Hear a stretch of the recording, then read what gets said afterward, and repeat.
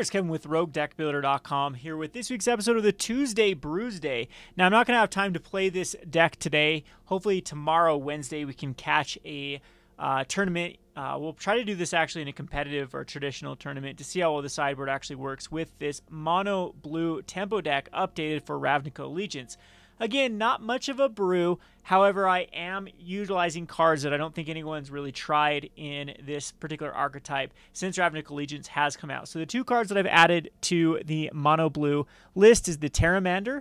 And Pteramander is a 1/1 for 1 mana, where if you spend 8 mana, you can adapt 4 and make it a 5/5, and it's reduced for each instant or sorcery in your graveyard. Now, this deck isn't trying to put too many cards in the graveyard, but there is, I believe, 18 spells in this deck, and depending on how well Pteramander performs, we could actually run more cards like Discovery Dispersal or Chart a Course in the main and really utilize the Pteramander if we decide to go more of a tempo-based route. If Merfolk Trickster ends up not being as necessary it once was, or even the Siren Stormtamer, even though you do want your 1-drops to stay high in this deck for the first turn. 1-drop into second turn Curious Obsession is really what makes or break this deck. So Pteramander, a 4 of. Sphinx of Foresight. This is another card that I've added a 4 of. I had 2 of at first, but this card is just so powerful in your opening hand. You get to scry 3 and basically set up, whether if you have too many lands, you can get rid of your lands, or basically set up that you're getting the lands, which allows you to play this extremely low land count of 18. It is kind of awkward to curve out into a 4-drop with Sphinx of Foresight. We can ditch them with Chart a Course if we want to, but I found this card to be very, very powerful. This is a test. I haven't ever actually queued up with 4 in the deck. My last one that I did was 2, but I have been very, very impressed with this card, mainly for that reveal your hand and be able to scry and have another 4/4 beater later on to finish out the game, because sometimes you get that early tempo and you need something just to push it over the top.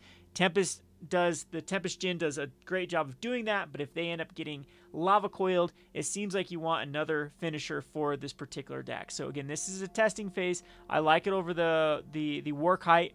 The Marauding Warkite. I haven't really had a lot of success with that card lately. I know it can take down a flying blocker, but it just doesn't seem like that it's that important in a tempo-based strategy. And a 2/1 flying for 2 mana doesn't feel that much better than like just a vanilla 2/1.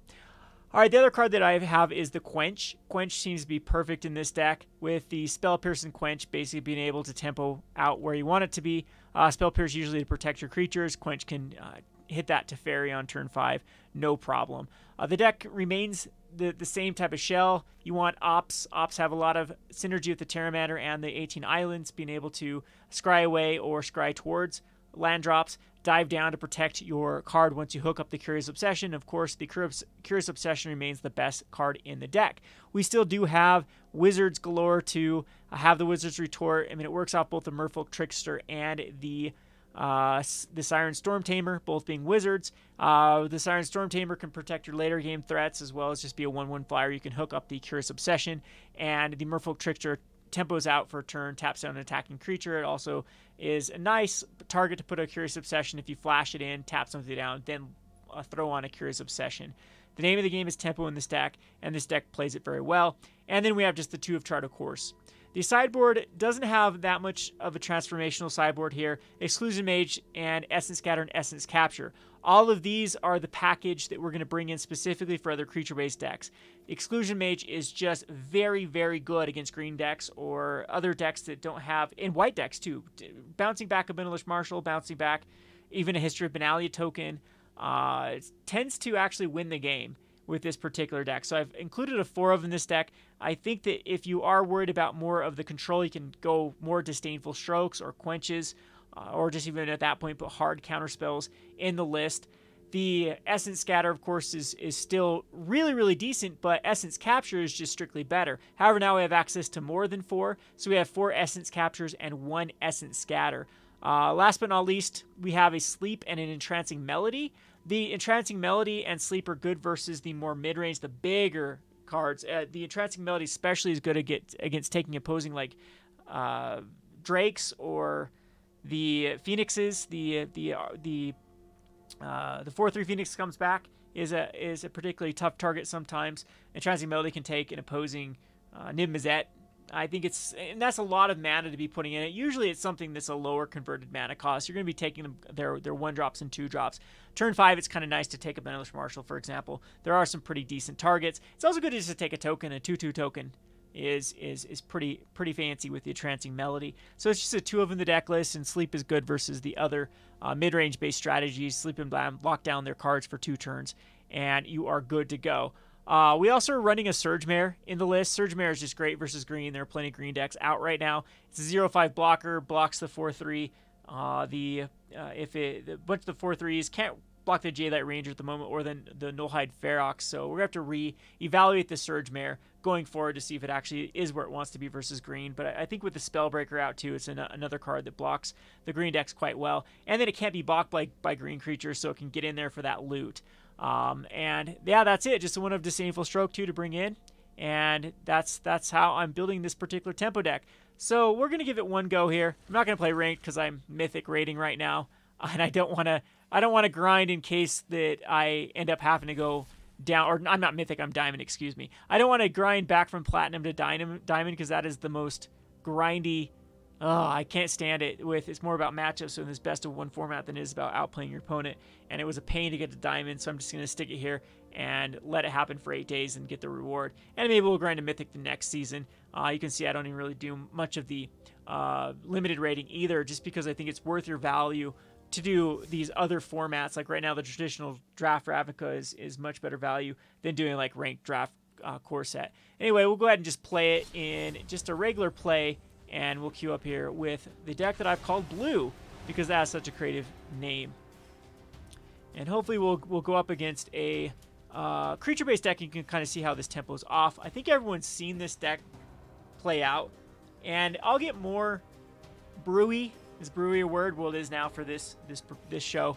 As time goes on, I still need to do my top 10 list of cards I particularly want to brew around from Return to Ravnica, and then we'll get more of the janky wild brews that this channel is more known. This is one thing that I do love to do, though, is just innovate in existing decks. Yeah, I sometimes get wacky, but the name of the game for Rogue Deck Builder is usually I want to stay as competitive as possible while still keeping the decks kind of my flavor. We're going to keep this. We do need to hit some lands for the Tempest Djinn, but this is an okay hand. I don't know if this is... Do you always mulligan for the Curious Obsession? I'm not sure.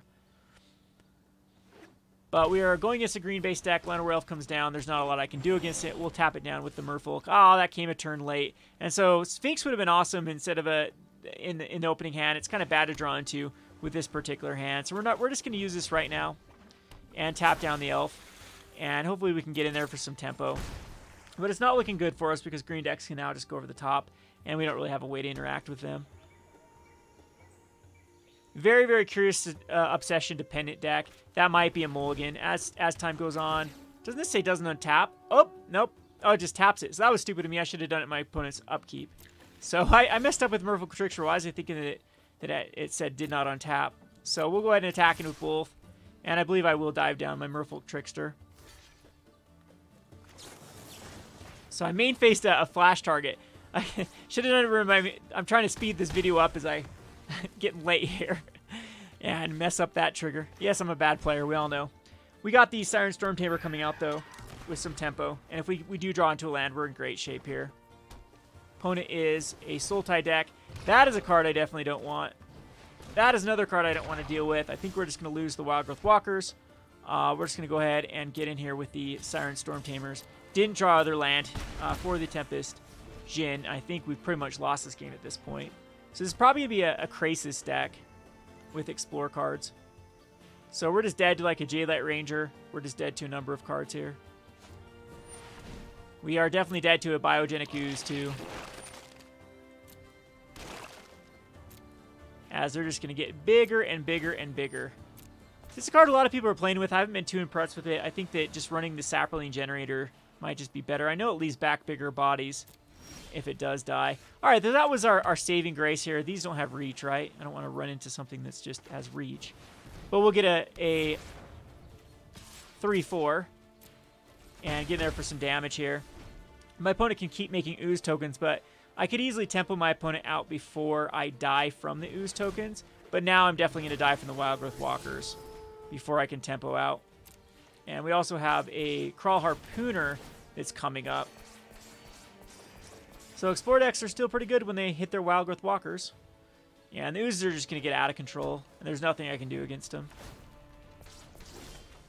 So Trickster again. Let's attack in here with the Flyers. But my opponent gained a bazillion life.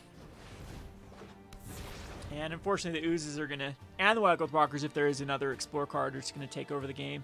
This can also, the Harpooner can just kill yeah, Tempest Djinn right now. So that's game. I'm not even going to play this out. We've lost. All right, so let's just go on to another quick one, and I won't play so bad this time. I think that was a mulligan hand. You really, really want to try to find those Curious Obsessions. But we'll play it out here.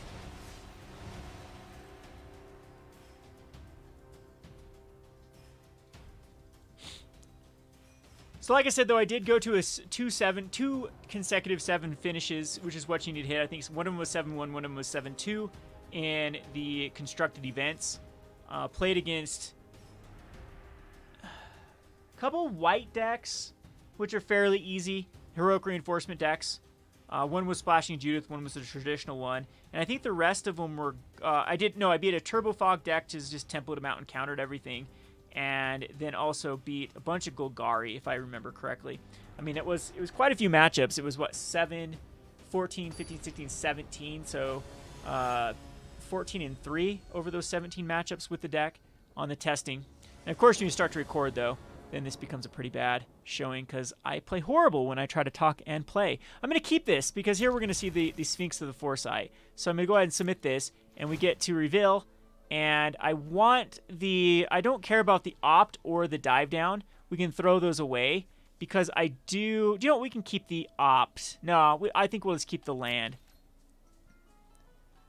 So we'll go ahead and play the, let's go ahead and play the Pteramander here. And we do have the Tempest Djinn to set up, and we scried towards lands. So hopefully we can get to the towards lands for the Sphinx of the Foresight. Alright, so ways to protect our little 1/1 tempo cards. It's interesting to run like Fearful Winds here, so that was a dumb showing. My opponent just scoops it up. Yeah, it's so worthless to play in this free play. We'll go ahead and do it one more time and see what an opening hand is like. And again, like I said, we'll try to find some time to stream. That's been my New Year's resolution is I want to get back to brewing and actually showcasing brewing. I know my channel turned into more of a ranty either rant videos or market videos, and sometimes ranty market videos rather than brewing. And the whole name of the channel was the Rogue Deck Builder. So I want to actually get back to brewing decks. I'll have my market channel on my secondary channel called the Rogue Market, where I can put a bunch of that content. If you're interested in that, definitely go subscribe. It'll be more higher quality content than the rambly videos I'll put out on Rogue Deck Builder. But again, I want to get back to actually brewing decks here. So this one, this does have a Curious Obsession. So this is a very good hand. This is your typical hand for the mono blue because you start off with a 1-drop and then we can Curious Obsession. The one problem, though, with this hand is we don't have a way to protect our Siren Stormtamer.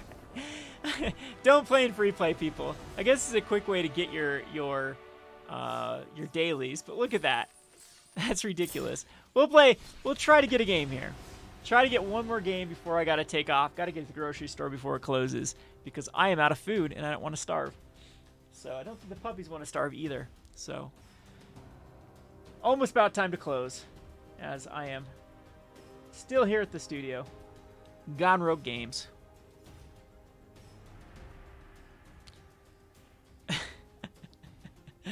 So that's a good way to get free wins, I guess, huh? People just don't like their opening hands or don't like their matchups, and they scoop it up. That would have been a good one, though, because we did have the first turn drop the 1-drop, second turn Curious Obsession. Then, if that did stick and our opponent have a way to deal with it, we have a counter spell, we have a tap down, and pretty much we're good to go here. So this is where the Sphinx of the Foresight, again, is going to be very, very good. We can keep a 1-lander, no problem, because we have, this is almost like having a 10 hand. So we're just going to throw both the dive downs away, and those are like ones you don't want duplicates of, and keep the island on top. And same thing, we'll lead with a Siren Stormtamer. I should have done Pteramander because the Siren Stormtamer we can kill later on. And we do have a way to protect it this time. So we are going against the mono white list here. And so far our opponent has not scooped. So we're just going to go Curious Obsession on our Stormtamer. And go ahead and get in. And this will give us a good tempo. So a Johnny's Pridemate will be tough to deal with. I don't think I need to worry about protecting our card, so I'm just going to throw out Pteramander.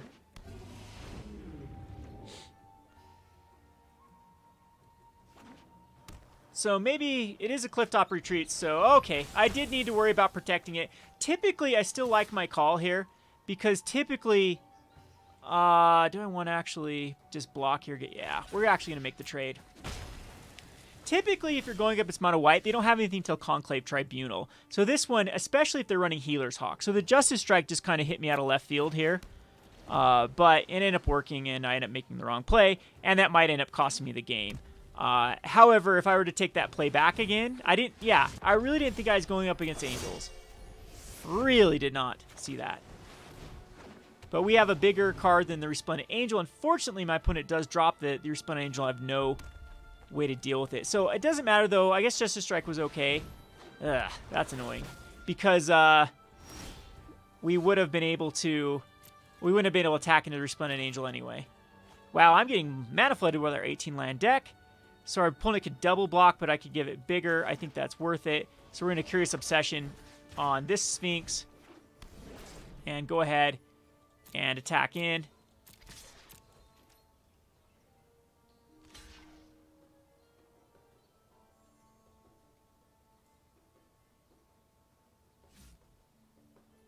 My opponent's going to let it happen. I'm thinking Lyra is going to come up. My opponent just has the perfect 3-4-5 curve, which is what makes Angels good. I typically don't like Angels, especially on Arena, the way that the curve works with the shuffling on Arena and Best of Ones. All right, so Merfolk Trickster is interesting. I can tap down the Chalet. Can't really tap down anything else, though. So we'll go ahead and end turn here. So I could actually still tempt my opponent out. We're racing this 7 mana. We're also... Of course. Of course. Unfortunately, I don't have a counterspell for it, and this is pretty much going to be the death of me, as this Resplendent Angel is going to come in. At least we get to stop the token from happening. But, yeah. Angels is good when they can get this going. We scry another land to the bottom, so we found half our lands already. We'll opt this away. And opt away and opt. And find another land. Cute. And go ahead and attack in with the Sphinx, but this is pretty much over here. My opponent does not make the block. That's 13. We draw a card. And there's a Wizard's Retort that came very, very late.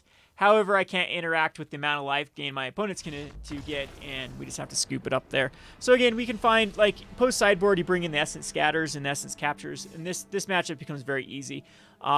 Healer's Hawk was a huge misdirection of how that deck ran out. It could be like in a Johnny's Pridemate Angels list with Justice Strikes and stuff like that, but ended up being my opponent had the perfect curve, had a 1-drop, had a 2-drop, had a 3-drop, had a 4-drop, had a 5-drop. And those, of course, are going to be tough to deal with Angels and whatnot. Let's give it one more go. I want to see a more tempo-based game where we actually... That was kind of a goofy game, too. So we scryed to the bottom and had 6 lands out and then opted... So, yeah, that was over half our lands that we saw in that little mix. Yeah, so far not too hot. We're like, what, 0-2 against legit? Can't say we're 2-2 with those 2 scoops. But... And this, what I like about this deck, though, is you can go meta-dependent. If you go against a bunch of creature-based decks, go ahead and throw those Essence Captures in the main, and it is an awesome tempo swing when you make a 2-2 into a 3-3, and it just takes over the game. You're 1-drop, then Curious Obsession, then counter, and it's a beautiful...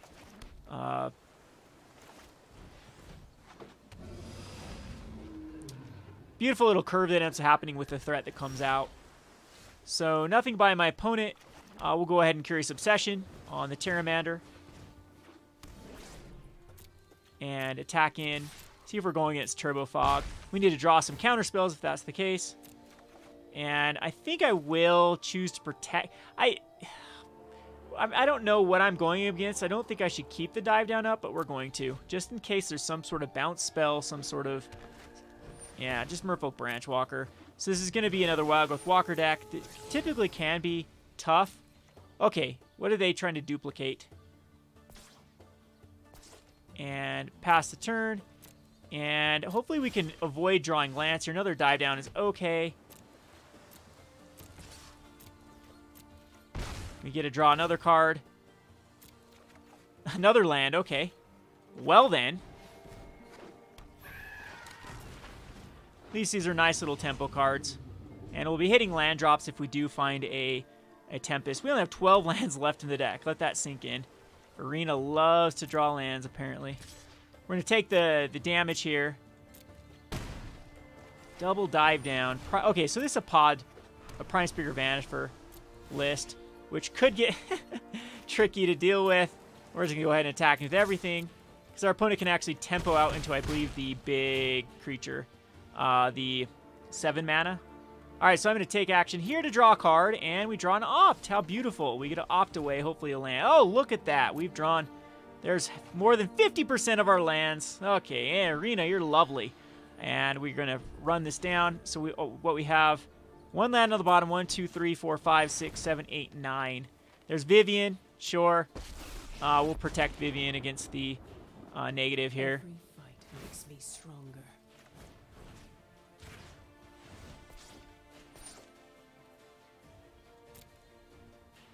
And Vivian gets to die on the backswing, so Prime Speaker Vanifer gets to kill away a Merfolk Branchwalker. Let's see what ends up happening here with the Merfolk Branchwalker. Just gets a Jadelight Ranger, which also gets to explore.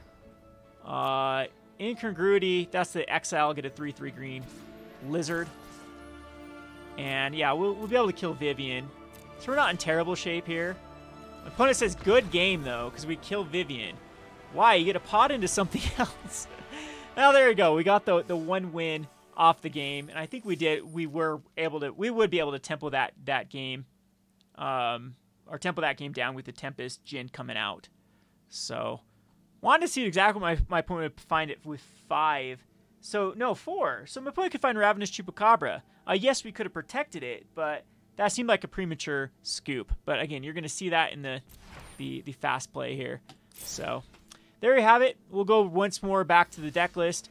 Not a lot I would change in the main. Maybe we want to throw like an Essence Capture in the main rather than the Quenches. The Quenches might be able to go to the sideboard because it does seem like that we still are in a very creature-dependent meta. The Sphinx of Foresight was cool though in those games that we did see some scoops happening. It does set you up for those next couple turns. And in a tempo deck, that is like, it's like having a 10-card hand. It's so good with the Sphinx of Foresight finding either Curious Obsessions or lands or getting rid of lands. And so I think that this deck is really, really potent right now. If you're going up against an unknown meta, a lot of little tricks up its sleeve that it's allowed to go, a lot of customization and whatnot. I hope you enjoyed this list. This has been, you can find the list in the link in the description below. Oh, I should have actually, we'll actually throw it to my streamer, or the MTG Pro. We'll have the link there, and I'll probably put it in the description as well. Thanks for watching.